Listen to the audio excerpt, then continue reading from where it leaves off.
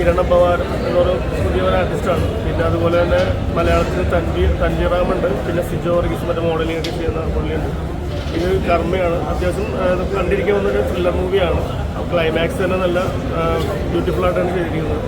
അതുപോലെ തന്നെ ഇതിൻ്റെ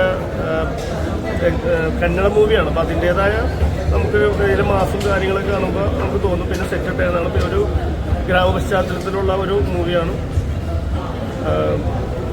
വൺ ടൈം വാച്ചബിൾ മൂവിയാണ്. അത്യാവശ്യം ആക്ഷനും കാര്യങ്ങളൊക്കെ ഉണ്ട്. ബോറടിക്കില്ല.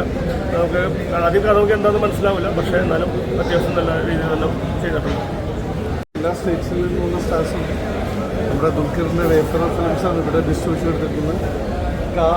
തെലുങ്കിൽ ഹിറ്റായതുപോലെ മലയാളത്തിലും സ്വീകരിക്കപ്പെടുമെന്നാണ് വിശ്വാസം. Thank you. തെലുങ്കിൽ വേറെ 1-2 പടങ്ങളൊക്കെ വിളിച്ചിട്ടുണ്ട്. അറിയില്ല, ഇവിടെയൊക്കെ തന്നെ ഉണ്ടാവും. അല്ല, അവിടെ കുറച്ചും കൂടെ ലൗഡാണ്. നമ്മുടെ ഇവിടെ പിടിക്കുന്ന ഒരു സ്റ്റൈലിലല്ല, കുറച്ചും കൂടെ നമ്മൾ എക്സ്പ്രസീവായിരിക്കണം. കുറച്ചും കൂടെ അറിയാമല്ലോ, തെലുങ്ക് സിനിമ ഡിമാൻഡ് ചെയ്യുന്ന കുറച്ച് രീതികളുണ്ട്. എല്ലാവരും എല്ലാ ചാനലും സപ്പോർട്ട് ചെയ്യണം. എന്തായാലും സൂപ്പർ ഹിറ്റായിട്ട് ഞെട്ടിച്ചിരിക്കുകയാണ് കഥാപാത്രം.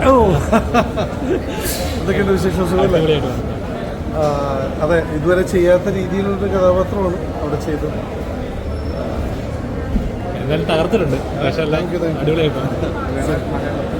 മലയാളത്തിൽ ഇപ്പോൾ ജോണി ആൻസറിനും അജു കൂടെയുള്ള സ്വർഗമായിരുന്നു അവസാനം.